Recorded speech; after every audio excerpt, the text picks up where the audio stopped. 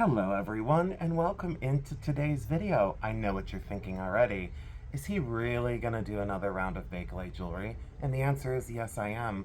I'm gonna do it differently though this time. I wanna show you a fancy show and tell. I don't wanna get too in-depth in the material of Bakelite, how it was found, how it started off as a utilitarian material and transitioned into jewelry, but you're gonna wanna stay tuned because you're gonna wanna see examples of Bakelite that are still worth thousands and thousands and thousands of dollars. The matchstick necklace back here, and of course, one of my favorite pieces, the veggie necklace, the only one in the world to be this oversized.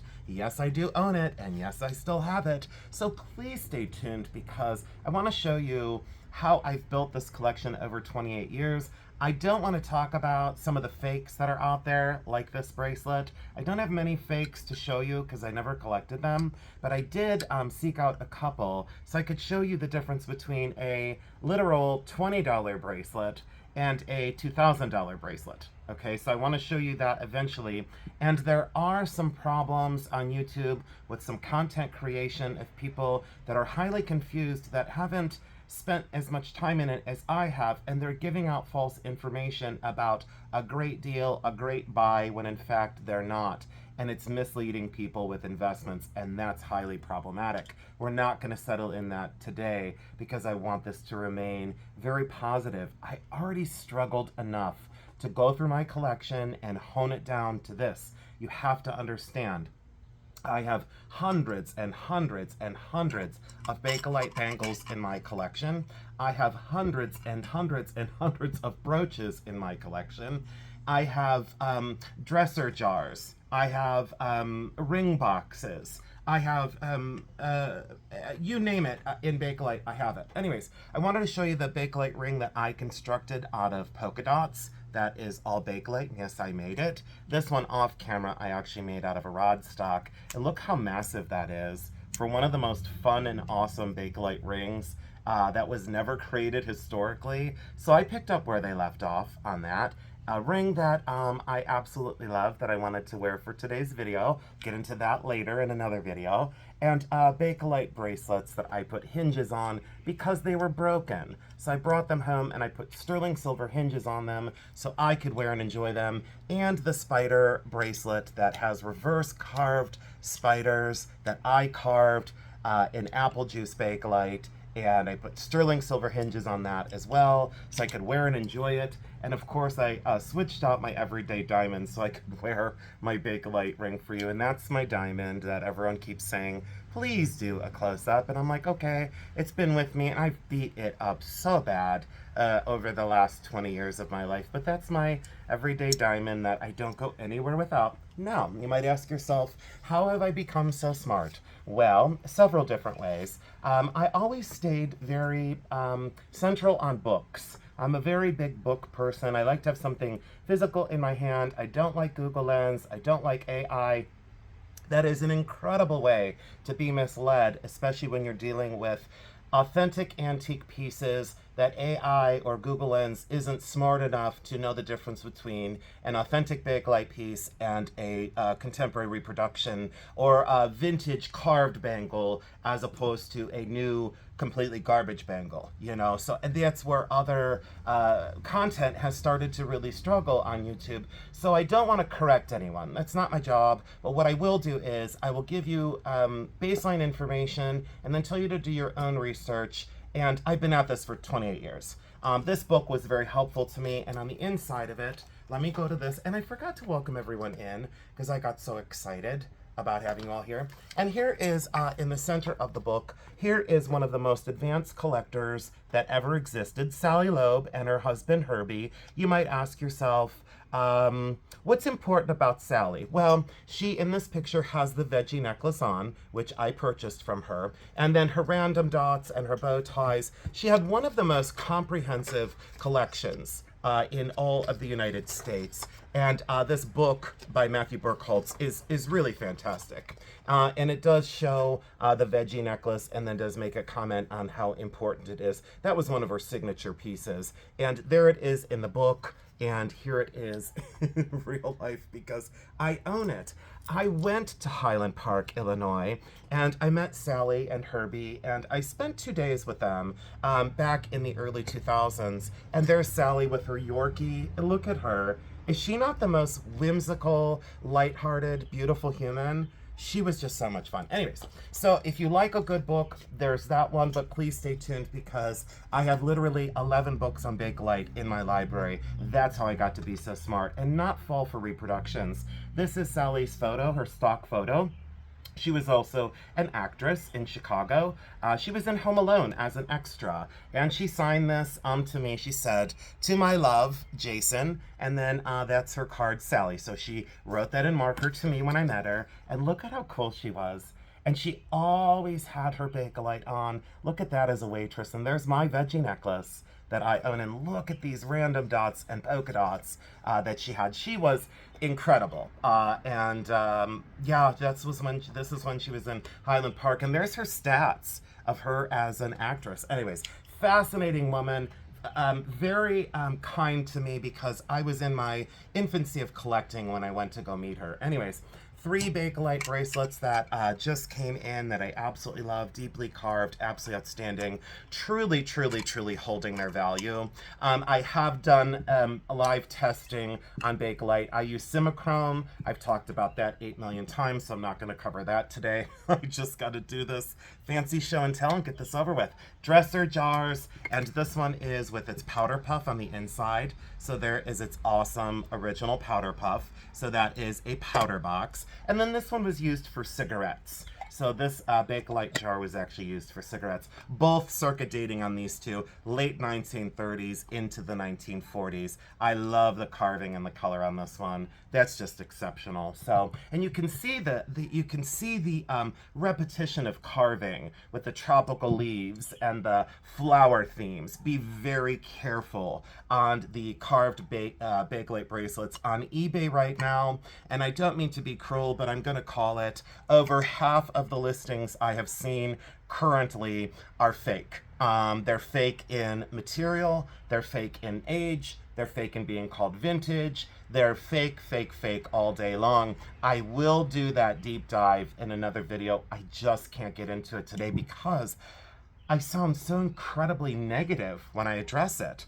I don't want to be negative. I don't want to correct other people, but what I want to do is make sure that you're not making mistakes when you invest in vintage Bakelite. 2 random bow tie bracelets, random colors on this one, and black and cream on this one. Again, probably on this one, $2,500 to $3,500 full tilt retail since it is a 1-inch. And then also on this one, between $2,000 and $2,500 on the 3/4 inch random colored bow tie. You can see why it's called a bow tie. Again, on eBay right now, as I checked 2 days ago before the airing of this video, all of the bow ties on there were in fact fakes, were in fact contemporary fakes that were not genuine. And they were offering them for an awful lot of money, and they're not vintage, and they're not, in fact, genuine Bakelite.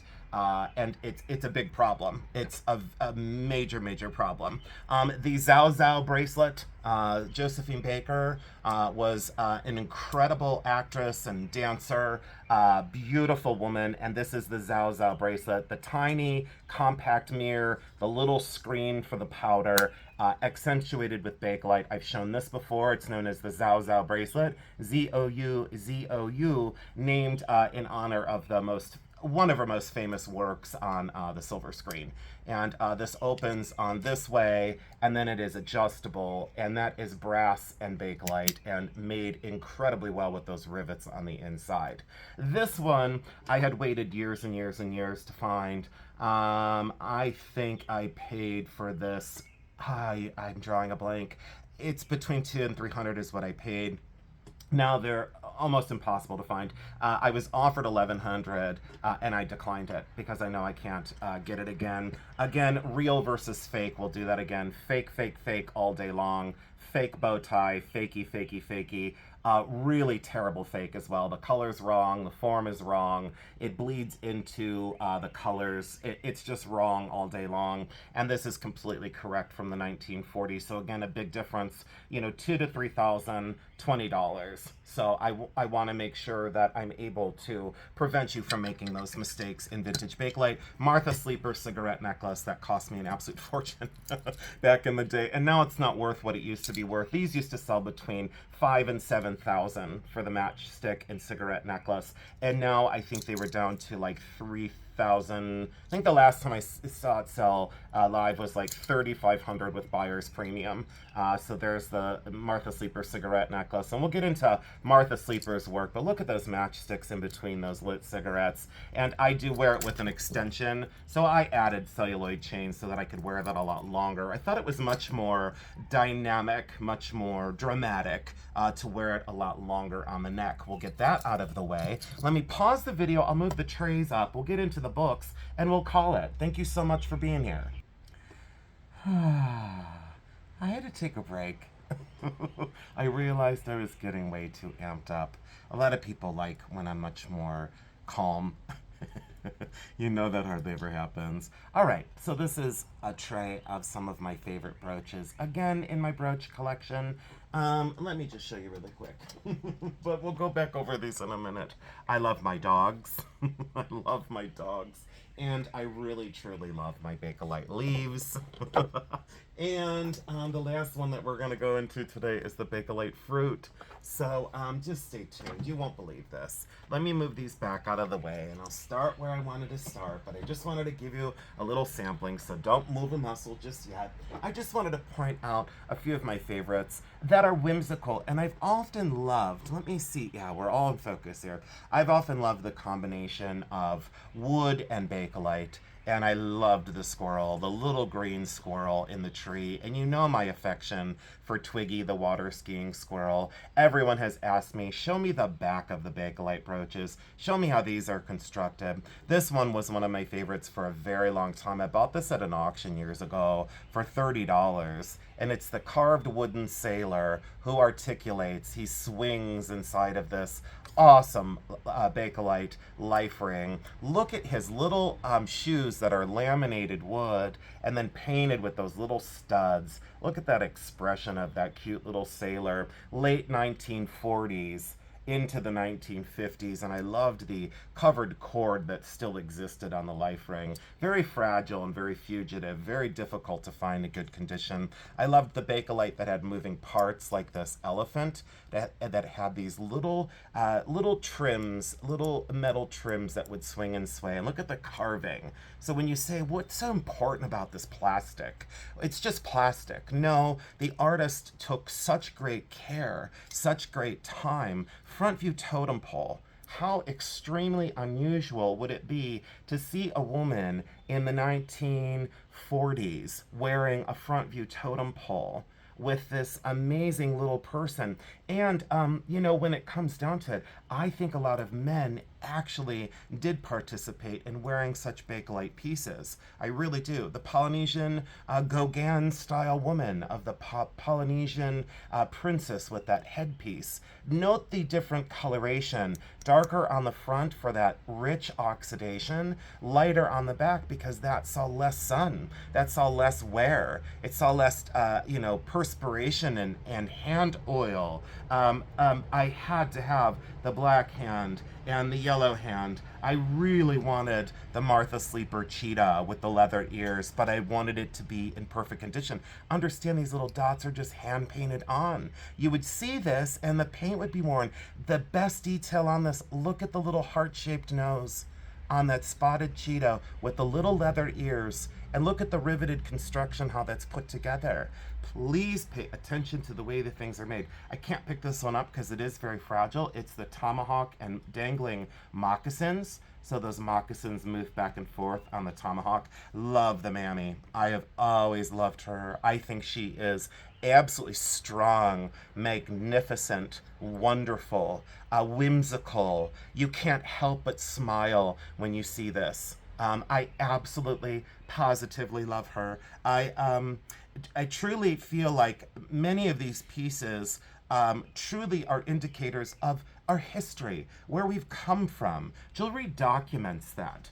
Jewelry has an artist have courage to create such pieces that document certain time periods. Again, this Native American, absolutely wonderful. And I loved the accentuated cheekbones and the strong profile.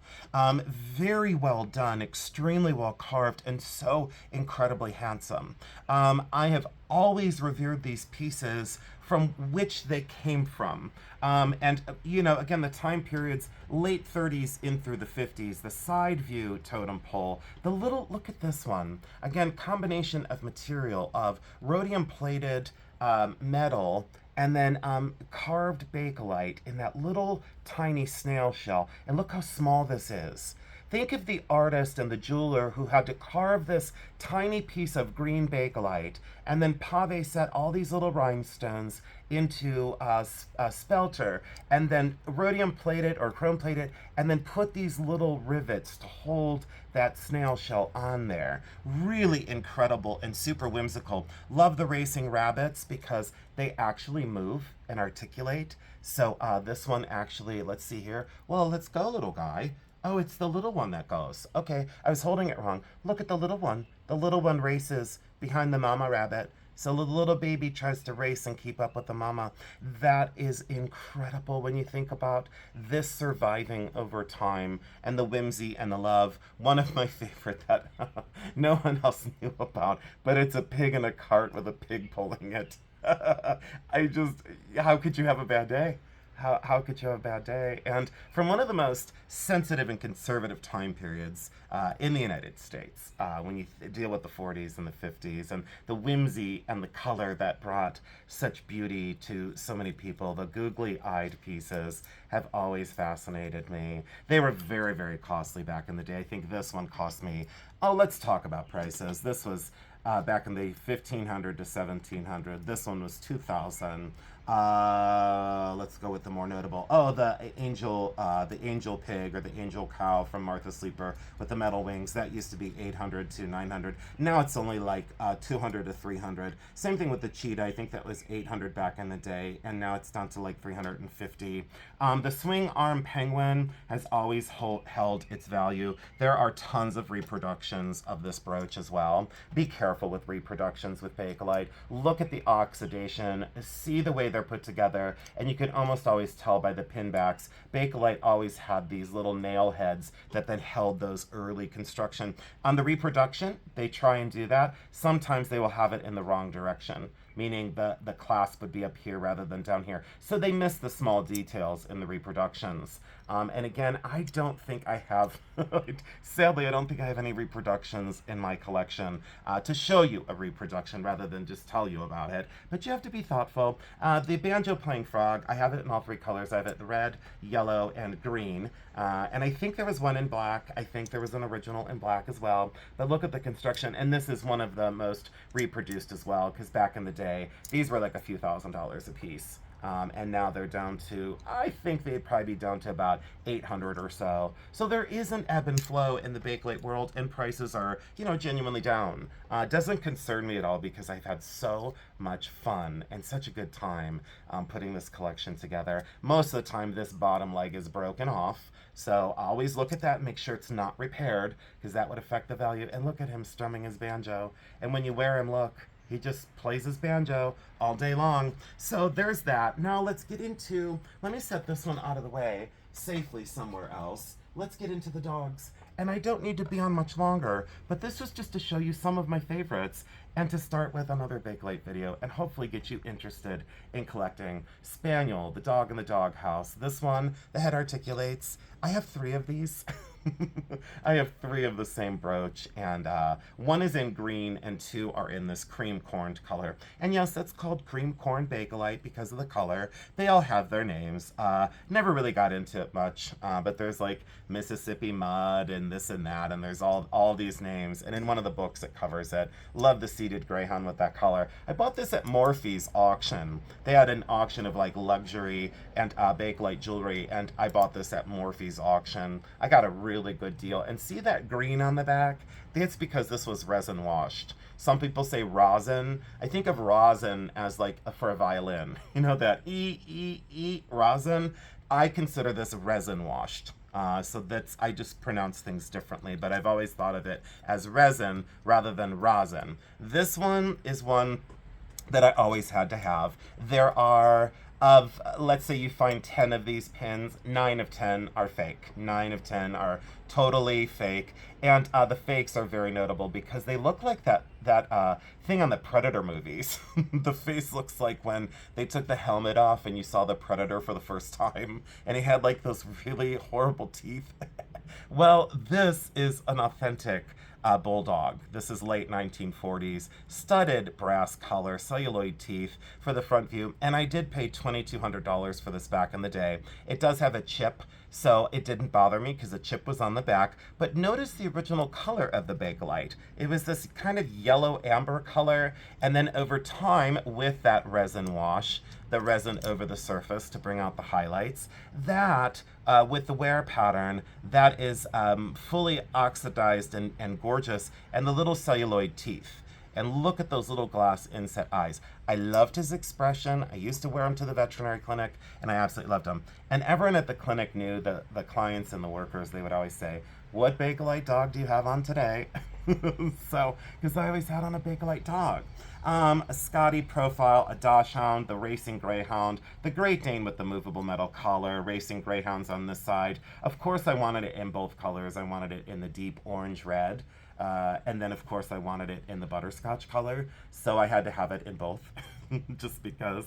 And then I wanted one going the opposite way. And then another Spaniel. This is the front view boxer puppy, and he's slightly different than the Bulldog, but this is the boxer pup. And boy, look at that expression. And again, resin washed. Notice that tonality. A lot of reproductions just cannot accomplish that, so that's one of the ways that you can tell an original. Again, value on these was all over the board. The seated puppy was one of the ones that back in the day cost an absolute fortune. Think back when I think back then I paid $1,000 for it.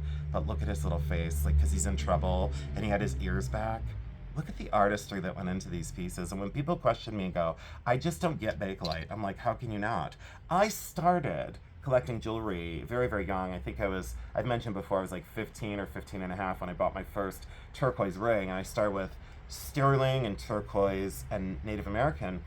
And then, I was making fun of people that were buying plastic and buying costume jewelry, and because I was young and I didn't understand it. And then I saw the artistry in it, and I understood the whimsy of it, and I considered the time period, and I considered the history of the United States and how, sometimes it was depressed, and the color and the whimsy and the artistry that went into these pieces just completely made me happy. And of course I had to include a cat. Of course I had to get a Bakelite cat. Extremely unusual to find an authentic Bakelite cat. Very difficult, actually. I've never seen this pin before, in no books, and haven't seen him online anywhere. And then just a myriad of other dogs. This one and this one did come from Sally Loeb's collection. So these two Scotties came from Sally Loeb's collection. And I think one of the presidents had a Scotty named Fala, F-A-L-A, and I forget who that president was. It slipped my mind right now, but both of these were from Bakelite collection of Sally Loeb and Herbie. They bought them separate, and she used to have these pinned on her lampshades throughout her house. She decorated her walls with Bakelite. She had like grosgrain ribbon. I think you saw it in the book. Grosgrain ribbon that ran down the walls. And she actually wallpapered her Bakelite room with grosgrain ribbon and Bakelite pins. The leaves I won't spend long on, but anytime you see the 2-tone or 3-tone, the value does go up. But again, the match pair, and then look at this. Nothing says Ohio like two amazing Bakelite leaves. And again, that's laminated Bakelite. So 2 sheets are put together by an artist and then carved down in. So look at the artistry that went into that, and the undulation of the leaf, the sensitivity of that piece is truly remarkable. Almost like a cameo, but made out of plastic. So an artist had to actually carve these down. Isn't that just beautiful? I always wore these two together. I would wear them like that, like facing like that. To store them, I think I put it that way now. But anyways, then this large one, and then I had I had this thing about a repetition of form. So that is orange with green on top and then carved down into. So they called these cast carved because they were cast in 2 layers and then carved down. This one was just great because I loved how large this leaf was and how vibrant that green was. So I'd wear them coupled together. I'd wear them, and this is apple juice bakelite, this is tortoise, you know, but again, I loved the leaves. So I hope you can see all those leaves. And, oh, we can just almost get them all in. I think I was out of the camera for a while today. But that's okay, I'm not going to re-record. I was already so stressed out about this video. You know, and I don't want YouTube to ever feel like a job. And I got to be honest. Yesterday, it started feeling like a job. So, some things need to be addressed. And I don't know how to get past that. But I'll figure it out. So don't you worry about me. I'll figure it out because I'm industrious. I'm an artist and a problem solver. And I have a very squeaky chair right now. The pears in yellow. The pear dangled brooch. Again, years ago, you could name your price on this one. You could, I bought the lemon pin. Where's it at? I bought the lemon pin. It's not in here. It's in my other box. Or maybe my other 2 boxes. I have the lemon pin. I paid $1,200 for it. This one I think I only paid $300 for back in the day. But those are great pears. And look at the whimsy of that. They're very large. And hear that noise? Hear that kind of clunk? Yeah, that's Bakelite, baby. As soon as you see it, you'll never forget it. Be careful, there are some fruit pin reproductions. Again, I can look through here and not find it. Look at the 2 bananas. So when Jeremy says, why are you so bonkers today? And I go, I'm not, I'm bananas. And then he goes, can you just leave me alone? I can't. I live to harass people. I do. Let the rumors be known. This is the banana bunch pin. And let me put that on this thing. Yeah, look at that one, how fun. Yeah, I had to have that one too. I think I have 3 versions of that one. I don't like to admit it, but I think I do. As a matter of fact, I know I do. I think, is this the mixed fruit necklace? Yeah, I have, no, I don't want to say it. I have 4 of these. That's one of 4. And I have the brooch to it too. Hold on. It's not in here. Did I lie? No, it's right here, but I have another, well, I hate to admit, well, I should go get the cherries. I should go get my cherry collection. Because I counted, I did an inventory 6 months ago, and I have I have 46 cherry necklaces, but they're all not all different, but most are different. I have 46 cherry necklaces. And then the scary part is I have 51. Yeah, I have 51 cherry pins because I had 53 and I sold 2. I was good, I sold 2. I'm trying to get these things out in the world and let people enjoy the colorful, whimsical world of Bakelite. I hope you're enjoying this video. I know it's just a show and tell, but it's something that I have so much fun at, and I want to reclaim my YouTube as fun. I don't want it to be a job. I don't want it to feel like homework. No one likes homework. No one. Well, maybe some people do, but I don't. I don't like it to feel like a job. I want it to be fun. And all the people that I've met on YouTube, you know, it's made me, I can't put it into words. It just made me extremely happy to know that I've been so widely accepted, and as an advanced collector, and as an artist and a historian and a reseller and someone who sold on eBay for now 30 years, and ran estate sales for now my 16th year because I came out of retirement. You know, and all the sales that Jeremy and I have on YouTube, I really do have a lot of fun. You know, but, you know, having the camera on you almost every day and living real life, it's a challenge. No complaints. I'm not complaining. If I was complaining, you'd know.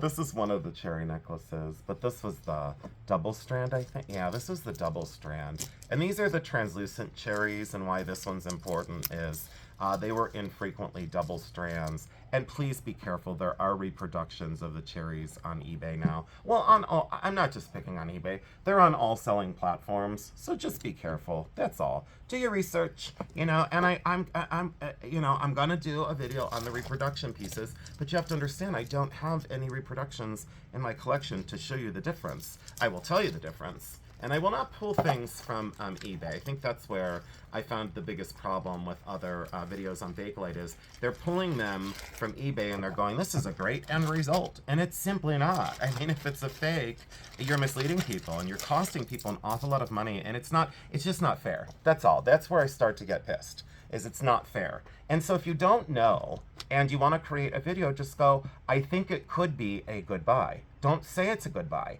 Don't stand by that, because listen, if someone buys a Bakelite thing for $1,500 or a snake bracelet for $650, you could wind up in court, by telling people, oh, this is a great buy, and it's a total fake and reproduction. That's highly problematic in the collecting world. There, I got part of my frustration out. But I'm going to do a whole video devoted to it so I can clear up all the misinformation that is out there. I have always done my thing differently, and I've made so many mistakes buying fake Bakelite through the years that has really shown me the difference between authentic, real, as opposed to a reproduction and fake. Now, if it's a reproduction and fake and you love it, let's say you love the snake bracelet that they never made, by the way, specifically on that one. If you love it, buy it. That's fine. But don't buy it for $600, $700, $800 and get completely screwed.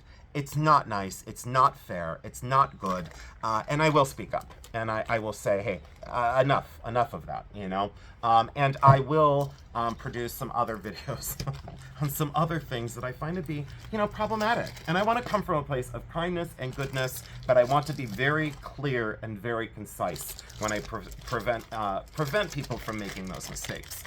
Why? Because I lived through them, I made them, and I'm here to tell you, please don't make the same mistakes.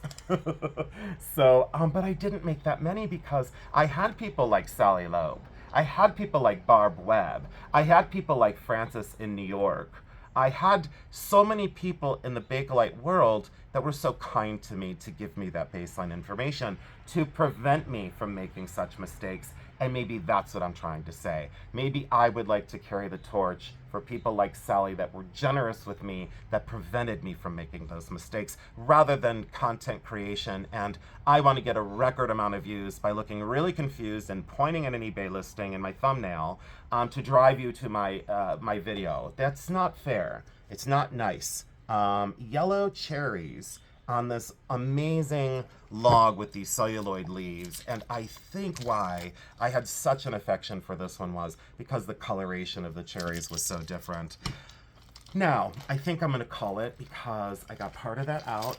I feel like I can breathe now, and loved this one. I treated myself to this one in Columbus, and look at the heft of this. Late 1940s with that double flower. Something about this that was just a definite yes. So, in summation, or in conclusion, I would like to say, I hope this furthered some information on Bakelite and what I looked for, so you could see some of the examples of authentic and real. I really want to thank you so much for joining in. And again, in honor of my friend Sally, I hope that my information always comes across as kind but accurate. And I do love the shows and tells from my collection. So from my heart and from my joy of collecting vintage jewelry to you, I say I love you because I do.